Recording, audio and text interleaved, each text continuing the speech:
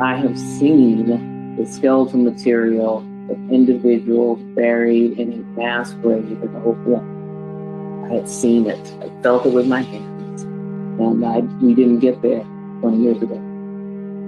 Her cranial features were feminine. We did see her skull. When we uncovered it, she was peeking out at us right here, out of the soil.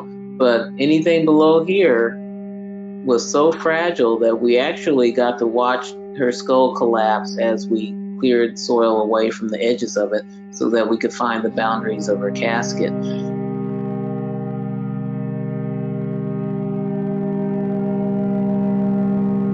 What exactly, to the extent we can define it, is the plan when this starts to succeed?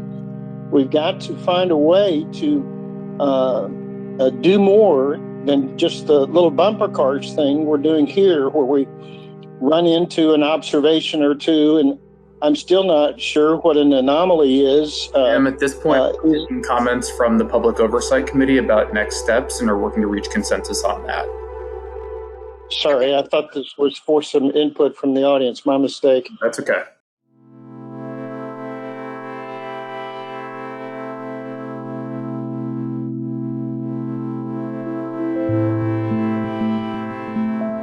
My friend Deneen Brown came here to do a story on gentrification.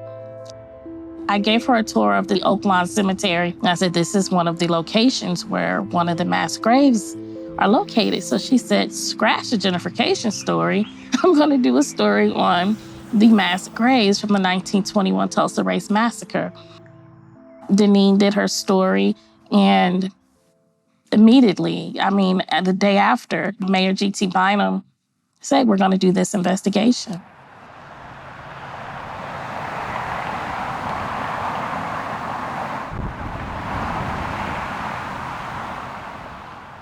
That was the spark that really set this thing up, right? That really put everything in motion. And so we moved forward from that point. It was difficult for me to understand how a city in the United States of America in the 21st century could potentially have mass graves in its community and not have determined if they were safe. The city has not earned trust on doing this the right way. We failed to protect Black Tulsans during the massacre, and to wait 98 years to actually start this investigation.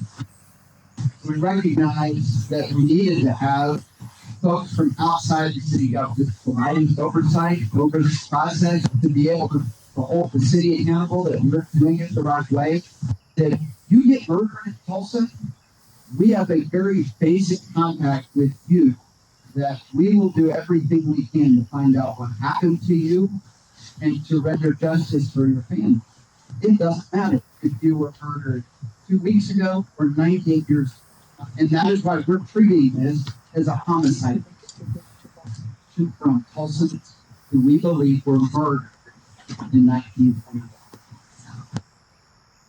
Mayor Bynum did organize the mass graves search. And then as a part of that, one of the things that Vanessa Hall Harper, Councilwoman Hall Harper, really demanded was that there was a public oversight element. She knew that we would ask the important questions that no one would, probably ask. And us being advocates in this community, she knew that we needed to be there to make sure that the city was going to do right. The first thing I said was, I want oversight. I want oversight not just from me, the only African-American city councilor on the council. I want the community to be heavily involved because that's going to add legitimacy to the process and some level of trust. Clearly, the Black community does not trust the government, city government, county government, or the state government, for that matter, as it relates to these massacres that has taken place, and with no justice ever being received or meted out. And our role is basically to oversee the process of the investigation on all issues.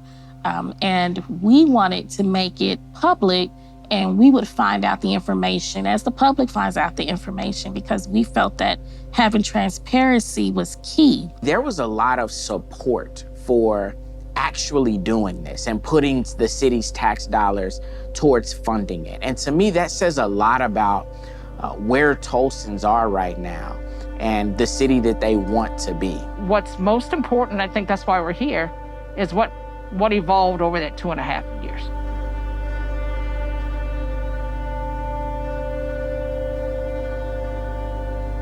The Public Oversight Committee was established to ensure transparency and community engagement throughout the 1921 Graves investigation. The committee serves in an advisory capacity to the city during key decisions throughout the investigation. I sat in meeting after meeting for months after month, and we weren't in there by ourselves. Those rooms were packed. There were hundreds and hundreds of community members, descendants, and just interested parties and the like. We understood that this was the city taking the first step in pursuing justice. We've got to find the bodies, find the remains, so that we can not only give them the proper burial that they deserve, but so we can advance a criminal case, a criminal investigation that is 100 years in the making.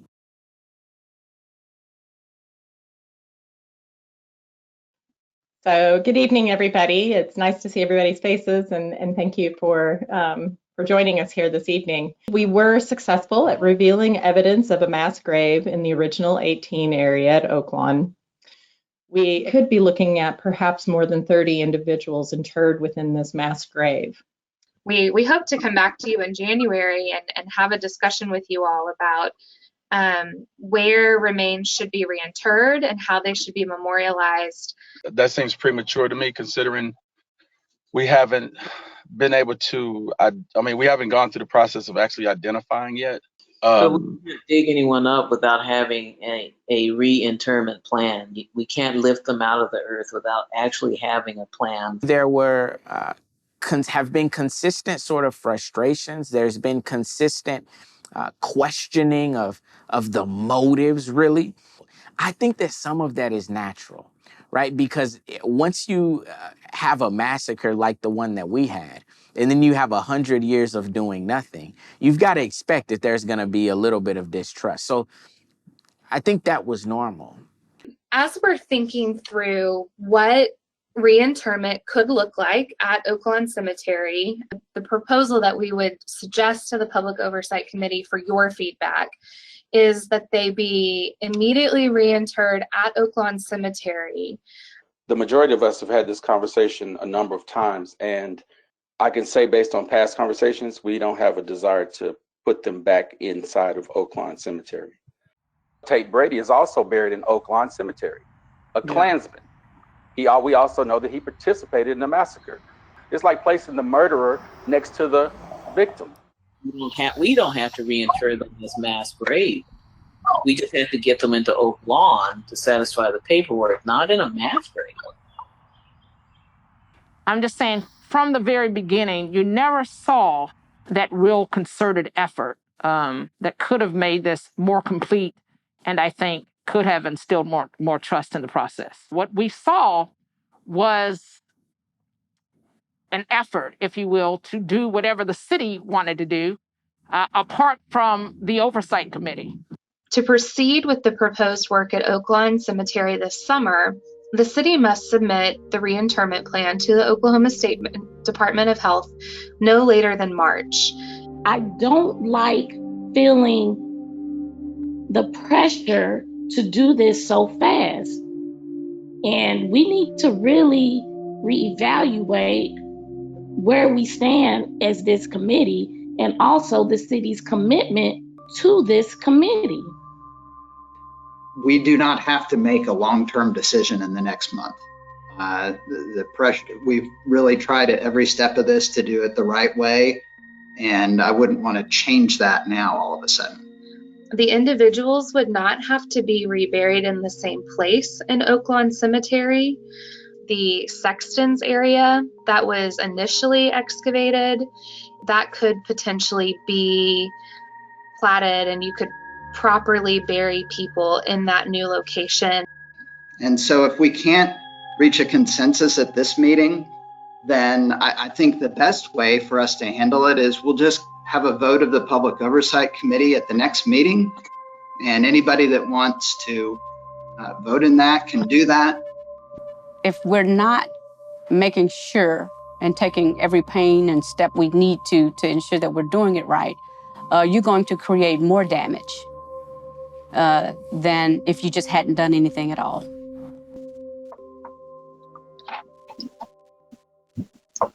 May we bow our heads in a moment of silence.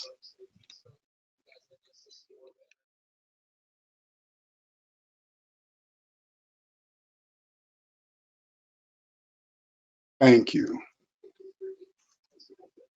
I have been meeting with different members, and we all agreed that for the most part, that we want to go and proceed with the excavation. And so I am of great comfort and of great support that we unanimously believe that the excavation should continue.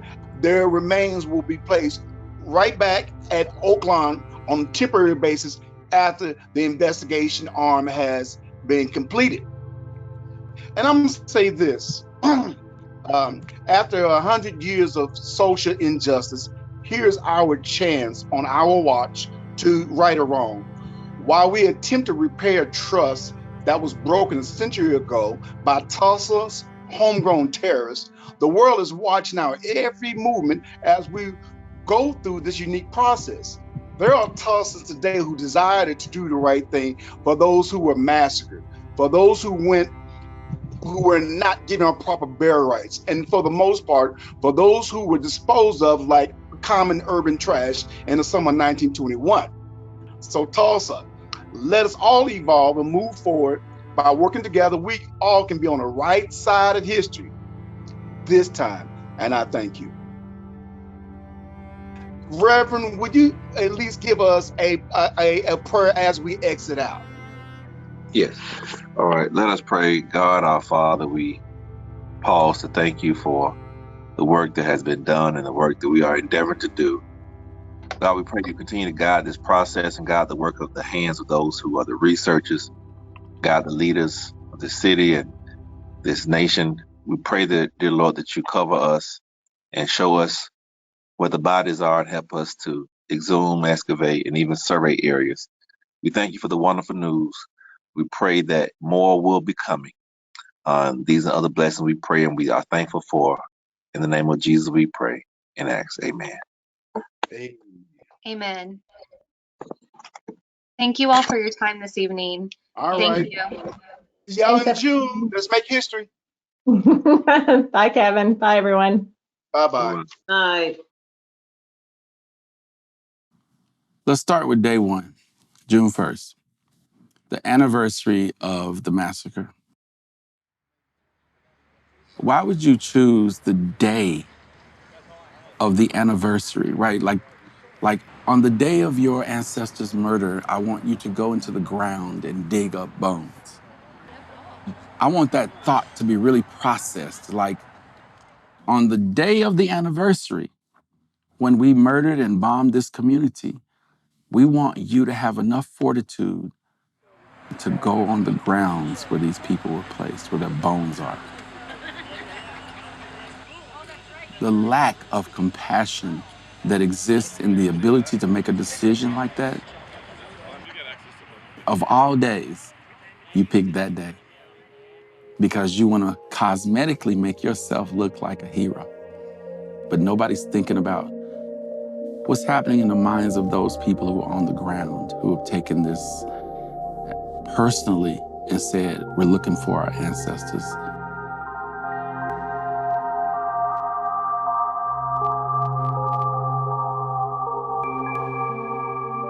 We found much more than I think we had even thought. The anthropologists, the scientific experts on site, found dozens and dozens of bodies. And we began a process of exhuming these bodies, caring for them with as much grace as possible, with the hopes of doing the sort of scientific studies that could identify who these people were so that we could see, are these really people from the massacre? That was what we thought was going to occur. Instead, what occurred was really a closing off of the process. They were looking for the 18 males, but we found women and children, very few males. So that doesn't mean that you stop, right? It doesn't mean, because based on the oral history, there were hundreds of bodies that was dumped in the mass grave at Oaklawn. So why are we limited to 18 males? I have a tremendous amount of respect for the work that those anthropology teams and forensic teams have done, not just with those bodies once they came out of the ground, but throughout this entire process. I also have a lot of trust in them. I think the things that I was hearing as a oversight committee member on the ground led me to believe that there was a real need, a yearning to complete the investigation of the 35 bodies and then to, frankly, expand. Now, what I didn't say that I should have is that one of those bodies that were exhumed had a bullet in it. So we're not just talking about something that occurred and these bodies were clearly not from the massacre. We're talking about finding bodies where massacre victims were said to be, and we find a body, at least one, with clear markations of a violent death. 100 years ago, they documented who was burned. They documented who died of gunshot wounds. So they kind of had an idea of what they were looking for. And they did come across the one remain that had those characteristics. The question is, why doesn't the public know that they already told us they do not believe that that was the area of the 16 to 18 remains that they were looking for? The anthropologists, the forensic scientists told us they wanted to move further south and dig. So we're like, okay, do so. We might be onto something.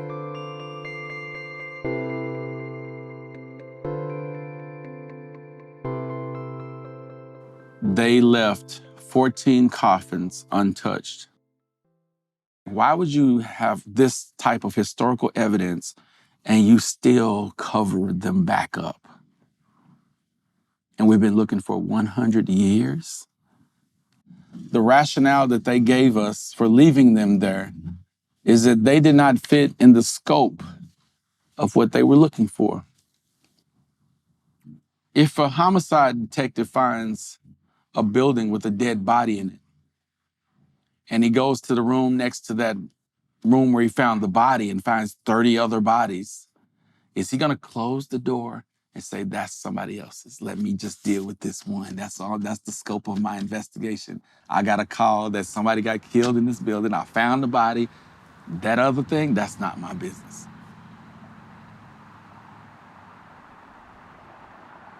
Dear God, our Father, in the name of Jesus, we pray to you, we bow before you, we prostrate ourselves in your presence. We ask that you cover us with your grace and give us your wisdom. Bless the members of this committee. Bless our elected officials who are on the call. Bless even those of the media. We pray that the words of our mouth and the meditation of our hearts be acceptable in thy sight, O Lord, our strength and our Redeemer. Amen. Amen. Amen. You expect anything of this magnitude to have, positives and negatives. And I think up until just recently, I think we've been able to kind of get through some of those. But I know that some of the main concerns that I have and others are that we were told that this would be a murder investigation and that it would be handled as such. And I don't think that has been the case. I think Mayor Bynum's words were, it doesn't matter if you were murdered a year ago or 99 years ago. We're going to find out what happened to you. That is a basic contract that we have with the citizens of Tulsa. I may be off a little bit, but that's pretty close to his quote, and that just hasn't happened. It means warrants. It means yellow tape for crime scenes. It means impounding evidence. It means creating a list of perpetrators and figuring out not only what happened, how it happened, but who did it. We didn't even have an introductory conversation like, okay, this is going to be the homicide. Now that I'm calling this a homicide investigation, this is the lead homicide detective. None of that ever happened. And so it's been very disappointing because I think there are many members who gave the city the benefit of the doubt when the city really hadn't earned any of that trust. It shows the level of deception, the level of public relations spin that was happening in 2018, 2019, 2020, as people were gearing up for the 100-year commemoration. We all saw a timeline in the distance that was the centennial, May 31st and June 1st of 2021. And I think that we used that sort of as an impetus to make sure that we had done what we could do before that time. That was certainly how I thought about it. For the city of Tulsa, it was about, let's put on an event so big, so great, so grand that they forget that bad ever happened. See, we danced together, we celebrated together. We did all these things. But even with that, the south side of Archer, city. North side of Archer was Black Wall Street Legacy Fest, the community. The people who got together and said, we're gonna control the narrative. We're not gonna let the city of Tulsa control the narrative of what this event means to us. We get to define it this year. We're gonna do this the way we want it done, and we're gonna make the survivors and the descendants the focus.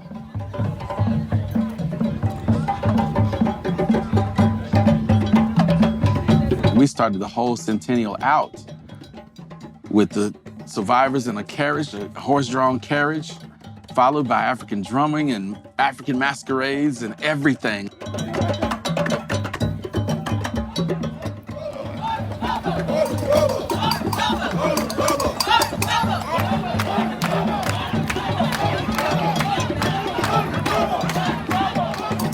We wanted to celebrate their lives despite the fact that somebody tried to erase them from history, erase living people from history.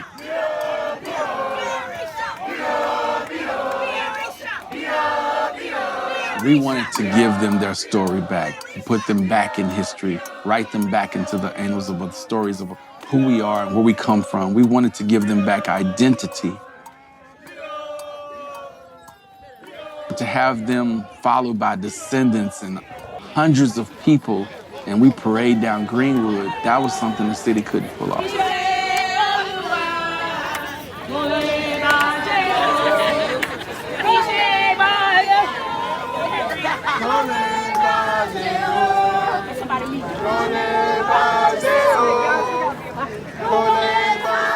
Because the city wasn't interested in honoring the survivors. They were only interested in leveraging the trauma, the pain, without giving anything back. Right? Like, we're gonna prostitute you one more time. This is the final time you gotta go out in the streets and prostitute yourself. We just need to suck all the rest of your blood out. Well, if we can do that, we got you. We're good. And we can pile up the dirt, cover your legacy up. You are standing in the Greenwood district. You are standing in what we call Little Africa. You are standing on sacred ground. Take in the energy of this space. This is a mound, a sacred mound, where those who should have never been left behind were left behind. Those whose names were forgotten, those whose blood fertilized this very hill we stand on. Those who went to war seeking to be identified and recognized as human Stony the road we trod, bitter the chastening rod, felt in the days when hope unborn had died. Yet with a steady beat, have not our weary feet come to the place for which I find. It's as if all of those thoughts of mistrust, all of those thoughts of maybe sinister motives, they begin to appear like maybe they were true. Like maybe the city was more concerned with how it was going to look to the country, how it was going to look to the world, than it was about actually finding the truth. It's hard to really articulate what it's like being there, seeing skeletal remains in the ground and knowing that these souls are saying thank you for finding us.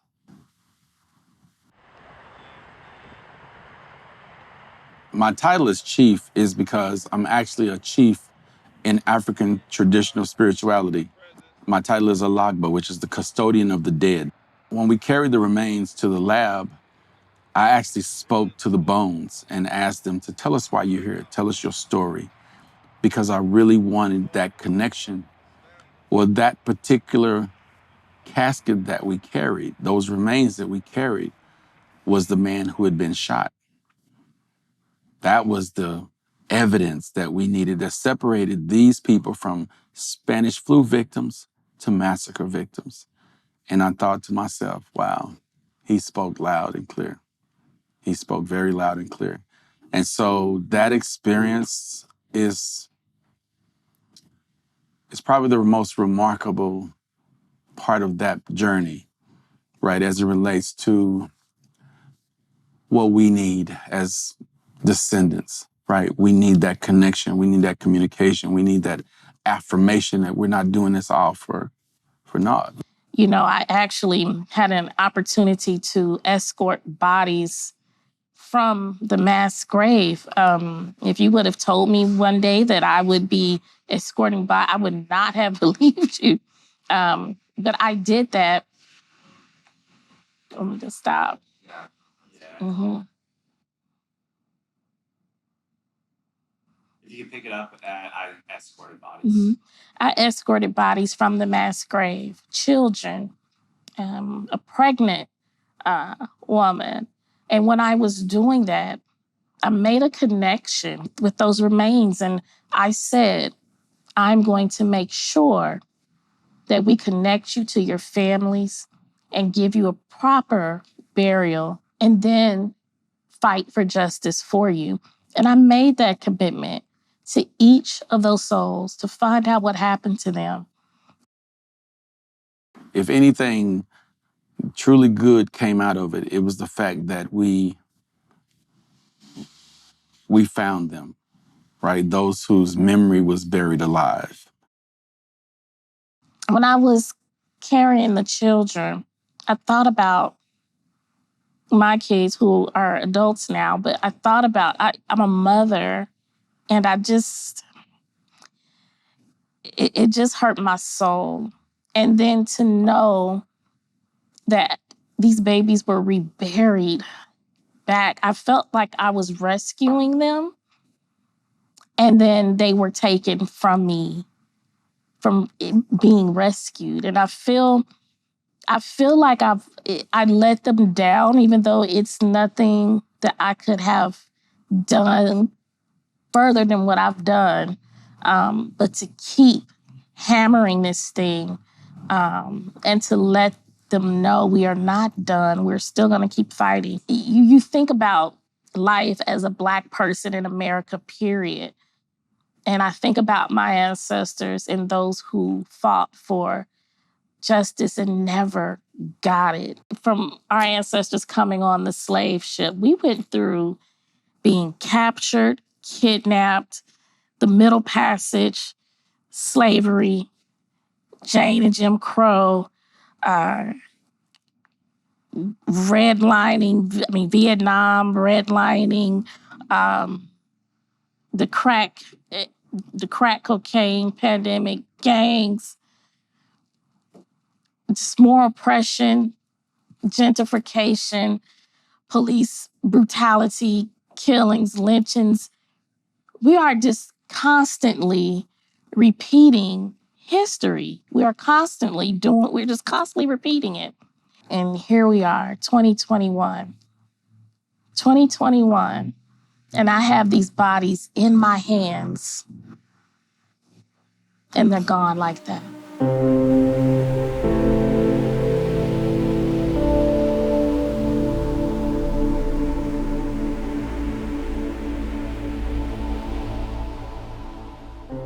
To me, you have to be overly communicative. You have to be overly understanding.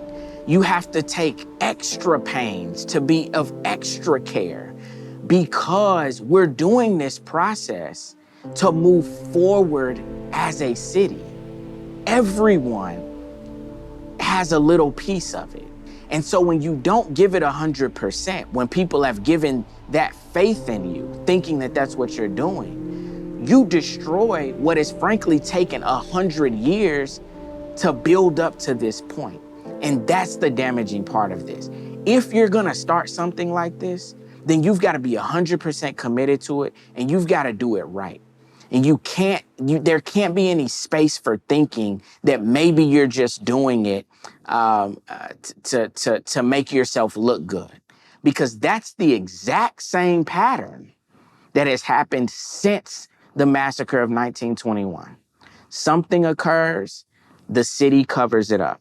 Something bad occurs, and the city covers it up over and over and over again. So yes, I'm frustrated as a community member. Yes, I'm frustrated as an oversight committee member. But I want people to understand why I'm frustrated. I'm not just mad for no reason. I'm mad because I know that it's going to take all of us to get through this as a city. And if we don't do it right, we're damaging all of us. We ought to be as transparent as possible. We ought to try to dig up every mass grave or potential mass grave that's out there. We ought to be upfront about that, right? Because that's the only way to show people that we're really trying to get at the truth, that we're really trying to heal. Who makes the decision to do something so sinister in 2021? After you've just leveraged the whole traumatic history of the Tulsa Massacre. The whole city has leveraged it, right? Everybody made money.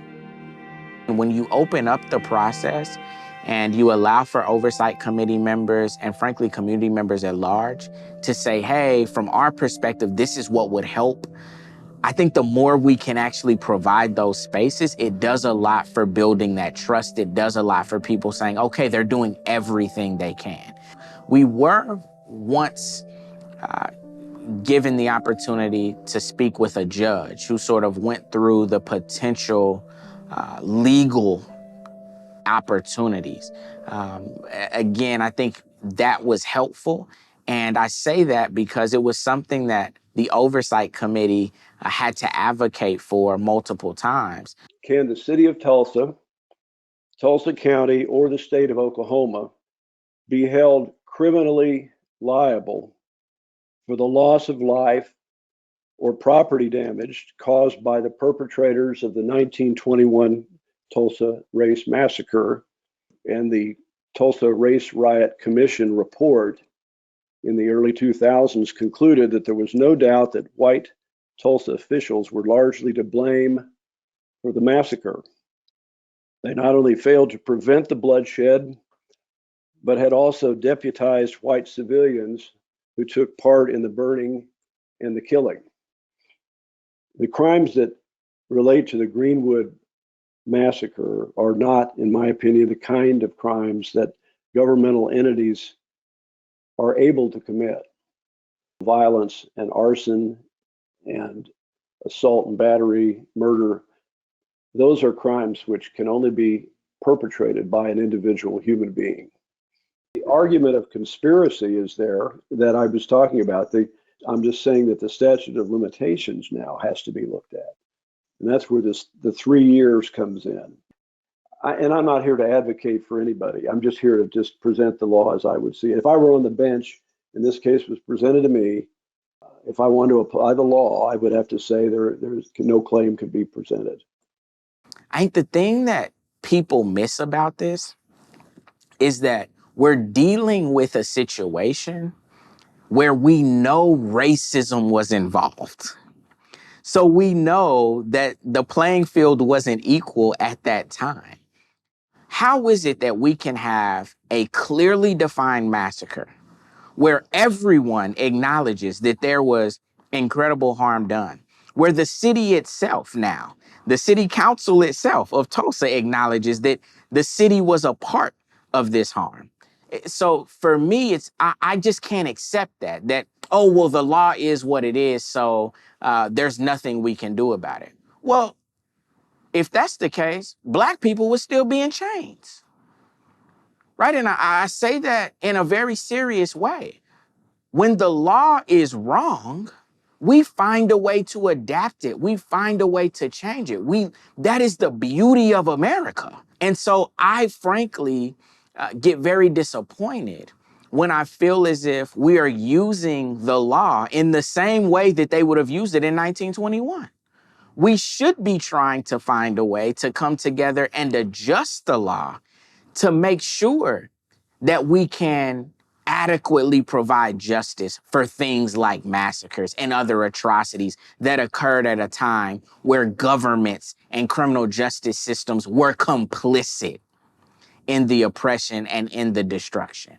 So I don't want to miss that reality, that regardless of whether there's a statute of limitations on this or there's not a statute of limitations on murder, but you can't charge anybody for murder, can we right a wrong? And shouldn't you be able to right a wrong through the law?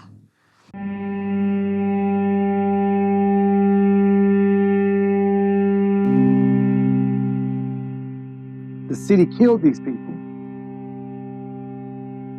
The city put these people dug the mass grave, had it dug, put these people that they killed in the mass grave, covered the grave up. The city, for over 85 years, denied that the mass graves existed, and the city fears liability for the crimes that I just articulated to you.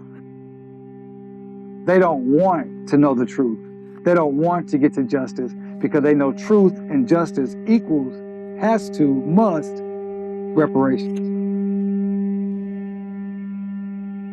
There was clearly an intent to hide and to forget the massacre. I think for two different reasons. For the white community, it was shame and we don't ever want to have to pay for what happened. Because as we know, officials, public officials, elected officials were complicit in that massacre. So that's one side of it. But for the Black community, I think the Black community didn't want to talk about it out of fear. I think to a large degree, they were afraid that it would happen again.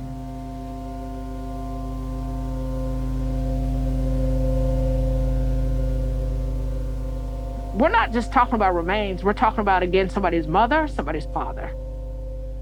Children. We're talking about the infants that were murdered that day, remains discarded, the charred remains.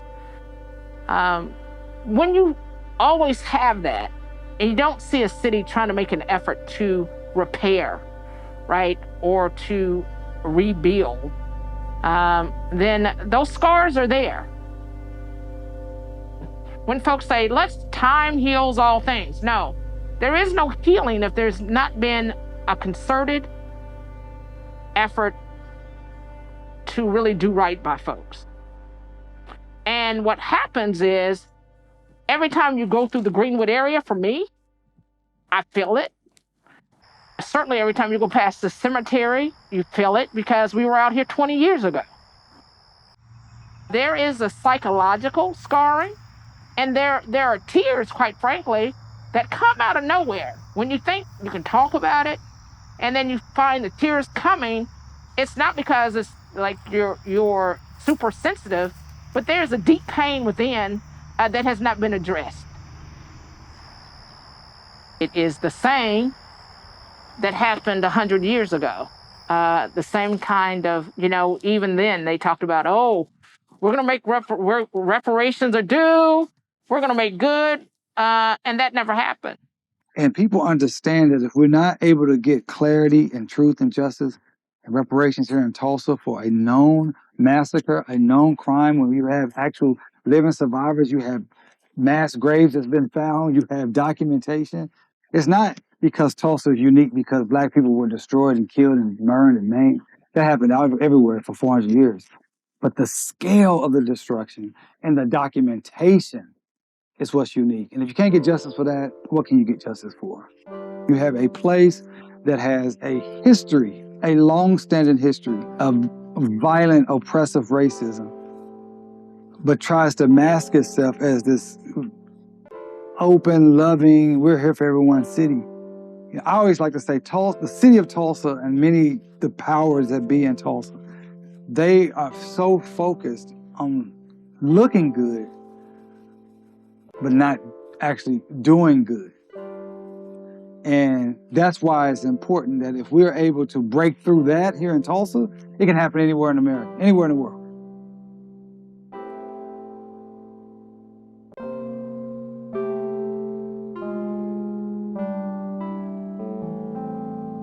Before all of the bodies were even exhumed, and we have been given any real scientific data as to whether these were massacre bodies or not. The study was stopped. The bodies were to be reburied, and there was going to be a report coming out.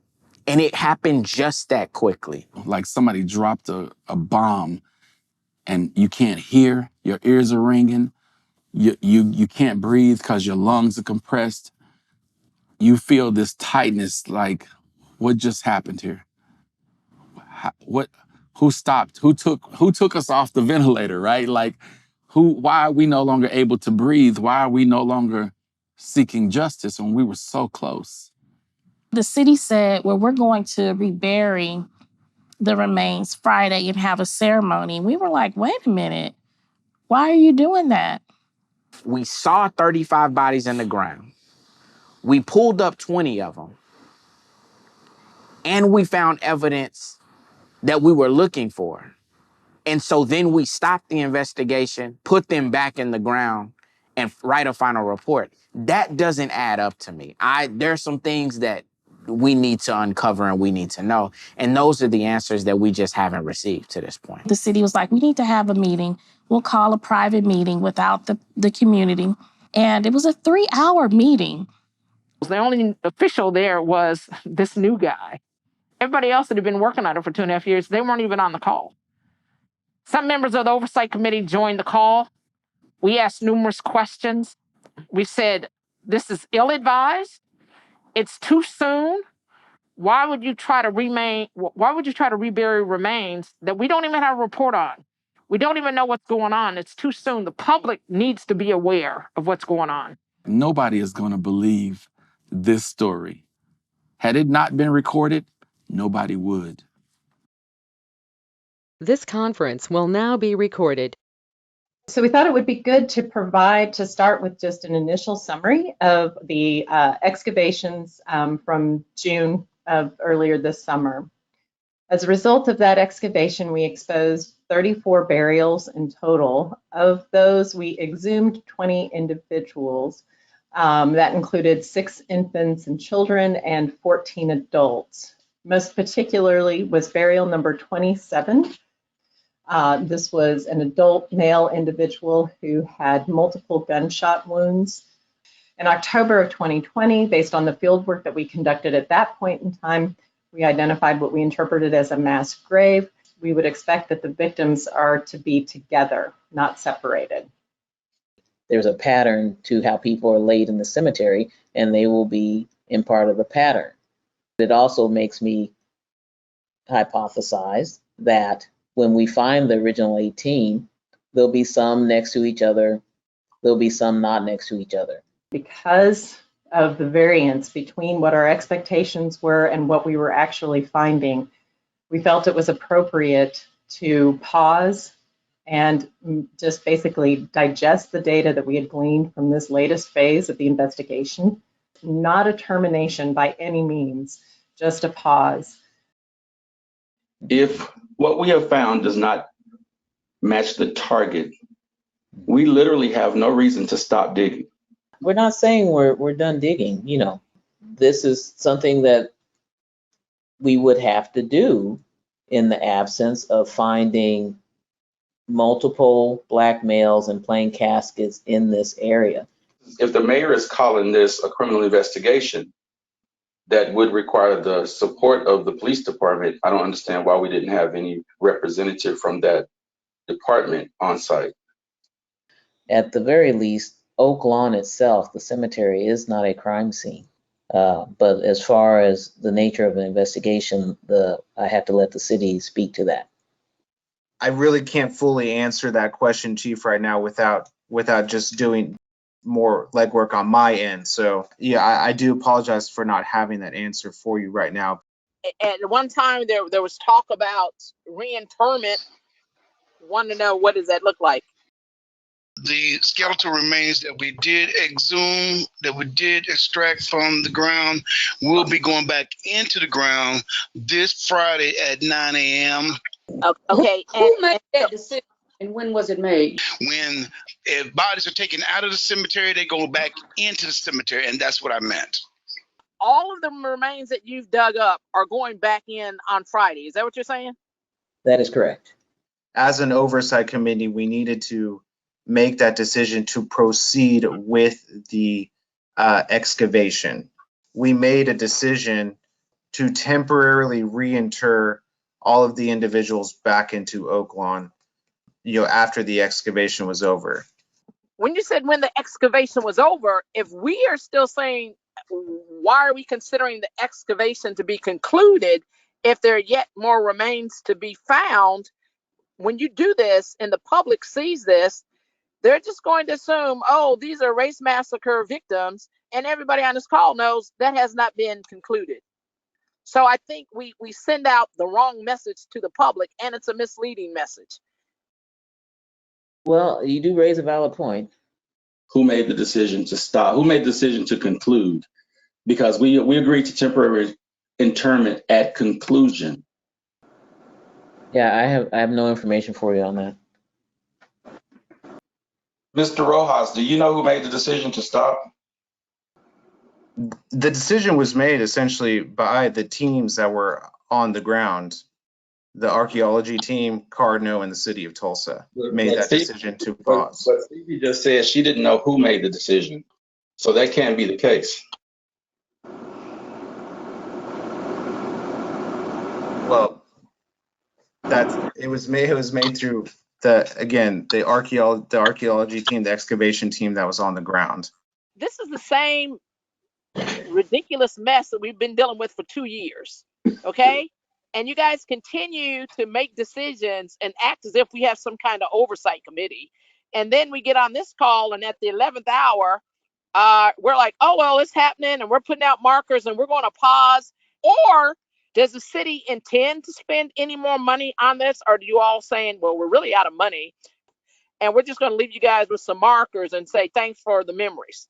Well, I can't speak to the overall budget for this investigation, but that's something that we can get those exact answers for you. And I think this is valid, right? You're saying that the public sentiment by having a ceremony would mean that this is the end of the mass graves investigation. It sounds like that's how some people feel on this call, and that's probably how the public may feel as well.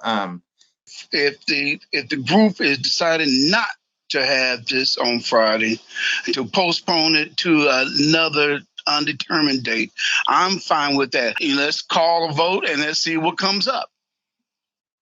Based on that, should we still have the ceremony, or No.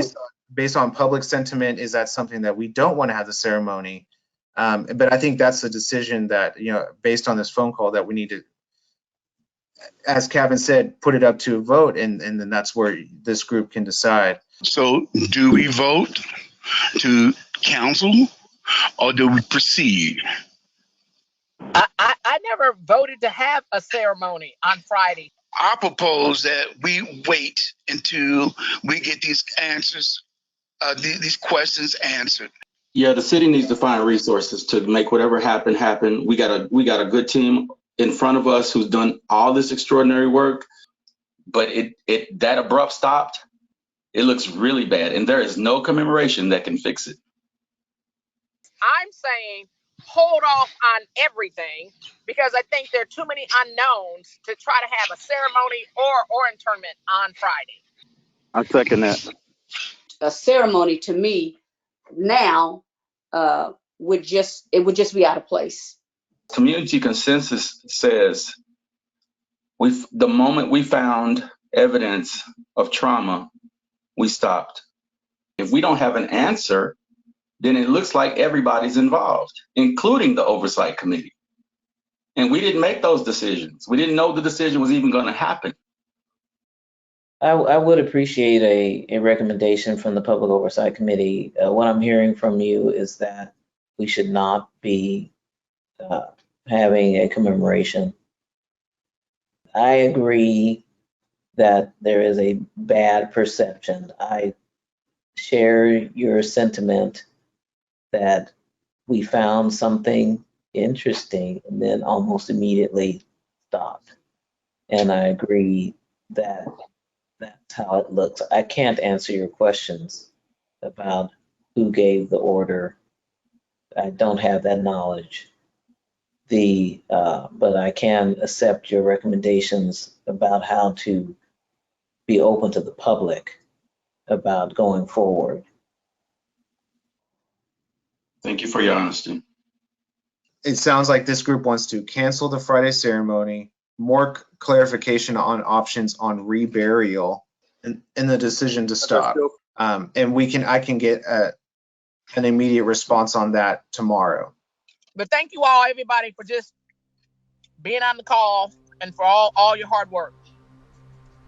Thank you too, Representative, because I really needed to hear from all of you today. I really did.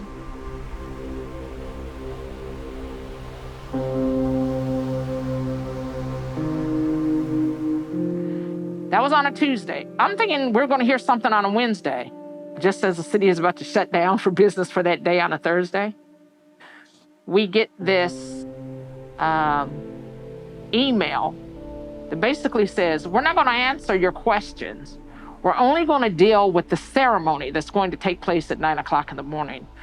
With all due respect, white people in government who were complicit in the massacre planning a ceremony for Black remains of Black people in this community who were massacred is insulting. It's a complete slap in the face. To even think that you can plan a ceremony to reintern remains of Black people. Our ceremonies don't look like your ceremonies. Not that one's even better or worse, they're different. I would have relegated that to a conversation, first of all, of a group of people representing the community. I wouldn't have taken it upon myself as Vanessa to make that decision, but I just know that it would have been different than what a white male or white male leadership in government would have said. But more importantly, it would have been respectable because we would ask the people who are most impacted by it. It did not appear that that was done at all. What you do for us, without us, you do it to us because we're not there.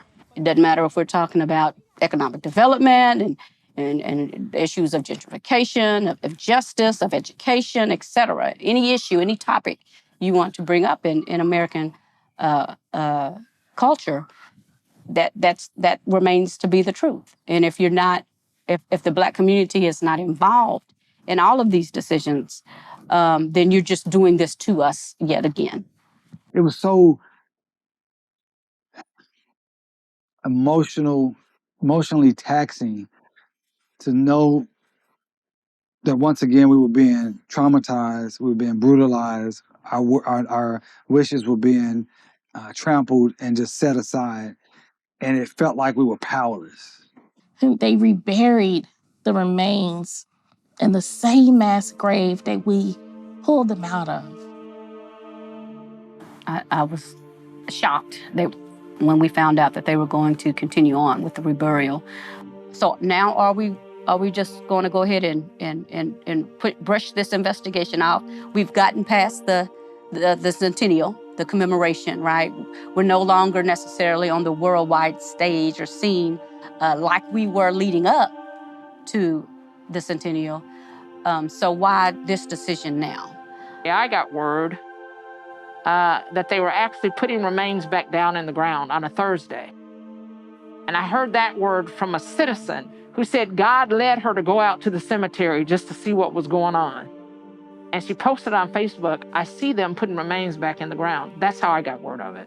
And I was absolutely stunned. They did not give us any explanation as to why they had to rush and put these bodies back in the ground.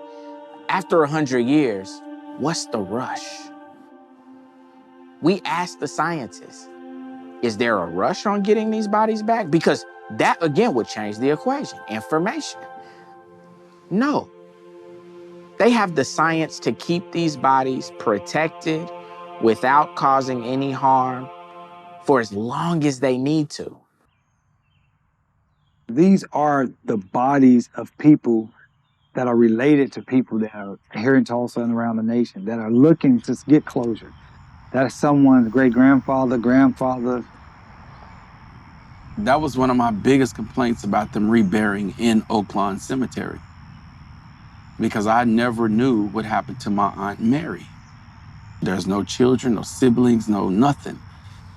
And I told the city, I said, listen, if my DNA matches any of those remains, I refuse to have them reburied in Oaklawn Cemetery. You would never bury Jews in the same cemetery with Hitler or some other war criminal. That's just not gonna happen. I mean, can you imagine going over to Europe, finding the mass graves of some Holocaust victims? Oh my God, we found these victims. Dig them up and then say, you know what, we're gonna put them right back where we found them. We're gonna put them right back where the Nazis killed them. We're just gonna put them back over there. It's gross. I mean, I'm trying to be more articulate about it, but it's just BS. If for nothing else, protecting everyone's spirit around this process, it could have been done better. What was the rush? Was it because the city just felt like doing it? Was it because they ran out of money? What was the reason? We still don't have a reason that this was done. And so again, all of those factors over the years that have built up, they're left to come back. Well, maybe it's because there aren't any cameras left anymore. Maybe it's because the national media is gone. Maybe it's because it seemed like it had gotten a little more quiet, and maybe there's not as many people that are gonna yell and scream and defend their ancestors. They belong to us. No, we used to belong to them.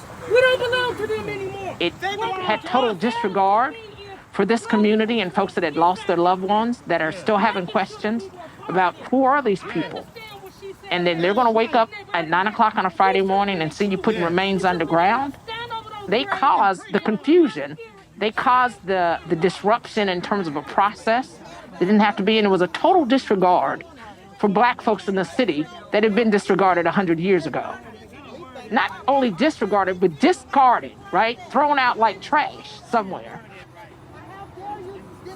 Here's what's ironic. You had people outside banging on the fence, yelling, protesting, but they literally thought something good and decent was happening and that they wanted to be a part of it.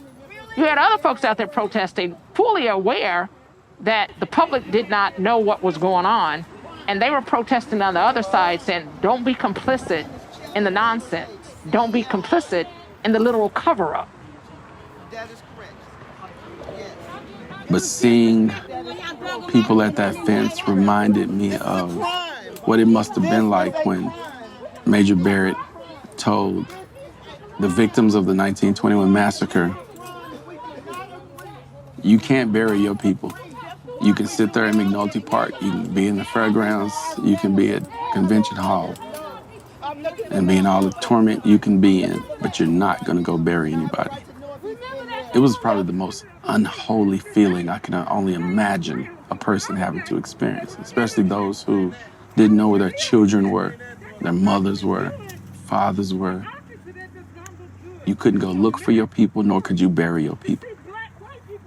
So even if somebody said, oh yeah, I saw you, you know, I saw your uncle dead by the Frisco tracks while they was taking us, marching us to Convention Hall. There's nothing you can do about it. And you're gonna wonder for the rest of your life where they put that body. So all of these hundreds and hundreds of people who have family members and loved ones who are MIA, it's enough to know that your relatives were killed in an event like this. It's another to not know where their remains are, right? You don't know if they were dumped in a river. You don't know if they were dumped in some strip mine. You don't know if they were burned. You don't know if they were anything. You have no idea.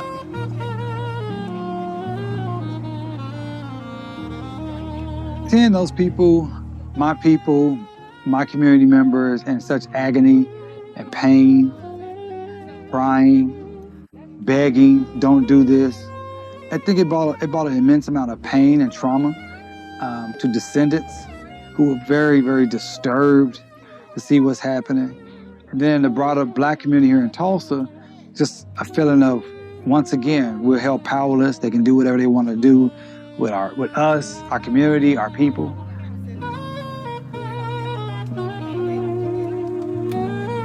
When you continue to tell somebody you're going to do something and you do the opposite, you continue to tear at that trust, right? Or there's not trust. So let's understand that. But even the effort to build trust, right? You continue to tear at that. If they had any heart, any kind of compassion, any sense of self, they wouldn't just say forget about it and move on. They would want to get to the bottom of it so that a city as a whole really can move forward. And I think good-meaning folks want that. We want to move forward. We want to see this city grow in ways that it can. We want to see relationships that are positive and meaningful and productive. But it's difficult to get there when you have quote unquote leaders of the city and people in positions that are not ensuring that happens. That same spirit that burned Greenwood in 1921 still exists today. It was that spirit throwing that dirt on top of those bodies that put them back into the mass grave. Watching those bulldozers was so heartbreaking. And I really felt that was the end. If we don't finish this, that we'll never get to where we're supposed to get to, not just as a city. We certainly won't get there within the state of Oklahoma. And I don't think that justice will be served for Black Americans in this country if you don't do right by Tulsa. Sometimes we overcomplicate things and we act like we don't know what the problem is. And we can't just come together and do the right things. We say this law won't allow this and that law won't allow that. The only thing that it feels like can happen is for a very few amount of people to have a lot and a large amount of people to have a little. And you bet not be Black or brown. and speak improper English, because then you really in trouble. And so to me, this is just another example of that. We can't even dig bodies out the ground right because of power and control. And so it's frustrating. And if we don't stop it, we're just going to have a city and a society that isn't participating anymore. When I think about the bureaucracy of the city, it feels like an internment camp because you're still dependent upon somebody else to provide you with housing, food. You know, like, why is my neighborhood called a food desert? Proper policing, community policing, that's rejected outright. When we are the descendants of a community that had 15,000 people in one police officer, as if we're incapable of taking care of ourselves. The problem is when we try to take care of ourselves, some destructive tool always comes into play and interrupts healthy progress. The city is stuck in this lie because all of its benefactors of this event have street names, have their faces in the city hall. They have, you know, they're on universities or they've been immortalized in some way, form, or fashion. And they were able to be immortalized because they never admitted that these crimes happened.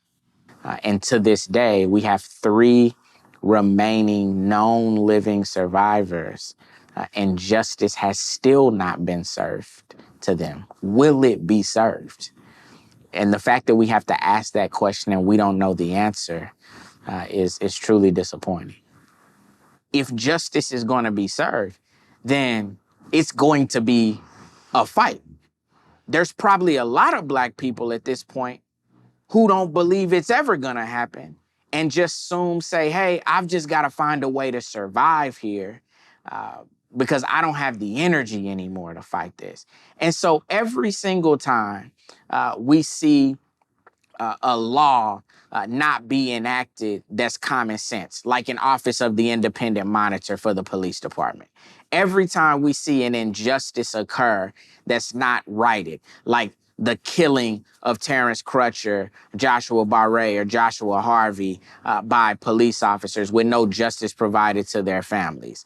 Every time we see senseless acts that just remind us of our place, like the erasing of Black Lives Matter off of Greenwood Avenue. Every time we see something dumb occur, like not listening to a mass graves community oversight board and instead reburying people who could possibly be race massacre victims, we just say to ourselves, that's just a part of the American way.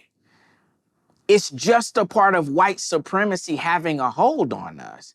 And so there isn't this great disappointment, right? I'm not going to sit here and talk to you all like, oh, Black people are so disappointed. Oh, we go to bed crying every night. If that occurred, we would have run out of tears 100 years ago. Black people persevere. Black people figure it out. Black people say, you know what? They closed that door. We'll just go try to find another door. We're just going to keep on knocking. We might have to try to beat one of the doors down every now and then. That's what occurs in our spirits. We shrug our shoulders. We get frustrated because it's sad because it's so easy to do right. And yet we continue to make the choice to do wrong, right? So we get frustrated. But we're not surprised by what's occurring. No one is surprised, and I think that we've just developed that because we've got to find a way to move forward on a daily basis. I know I'm going to move forward. You asked me before if I'm going to keep fighting. The reason I can keep fighting is because I don't get that disappointed in things that I've seen happen over and over and over again in different ways. So I always challenge my white brothers and sisters who are in some of the greatest positions that I would ever be in just because of the color of our skin, push and challenge city officials, elected officials on a state level, federal level, because it's only through these policies that things are going to change. It is through your children that things are going to change and what you teach them. So this racial reckoning,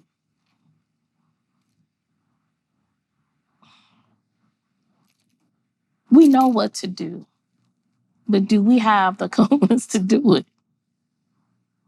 That's the whole thing. That's really it. But we're powerful in numbers and we're powerful together. And so we have to come together to fight this, because I can't leave this world knowing that I didn't make it better. I can't. Every time we've made change in society, it was at the sacrifice of somebody else who became so selfless that they believed that I need to make myself the ultimate sacrifice, the energetic self that I am. And I have to leave my mark on the earth, right? Like, I can't remember what movie it was. And this kid asked this warrior, he said, "Aren't you afraid to fight that giant?" And he said, "That's why nobody will remember your name. Because you live your life in fear," right? We can't afford to live in fear. Nobody's ever gonna remember. We've already been written out of history once. Now that we know, we have a responsibility to make sure people remember our names. Yeah. My name is Viola Ford Fletcher. I'm a survivor of the Tulsa Race Massacre. We lost everything that day, our homes, our churches, our newspapers, our theaters, our lives. I still smell smoke and see fire. I still see black men being shot. I hear the screams. I have lived through the massacre every day. Our country may forget this history, but I cannot. Recognize us and our history.